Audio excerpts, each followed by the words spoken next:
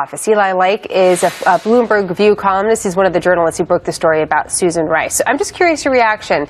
A long interview with Andrea Mitchell of MSNBC. What are your thoughts based on your reporting from what you heard from Susan Rice?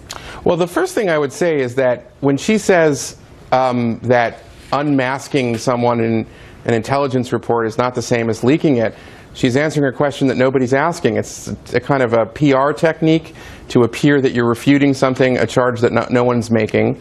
The second thing I would say is that she has not answered directly whether or not she unmasked the identities of Trump transition officials in reports in this transition period that she was receiving.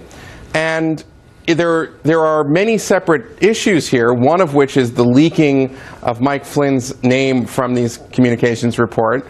But the other is just the idea that a senior White House official, the National Security Advisor, who's also a partisan Democrat, nothing wrong with that, is asking to see the identities of their political opposition in the period when they're about to take power. That would make people feel uncomfortable as well, even though it's not as dramatic as exposing the private communications of the incoming National Security Advisor. So I think that there are still unanswered questions.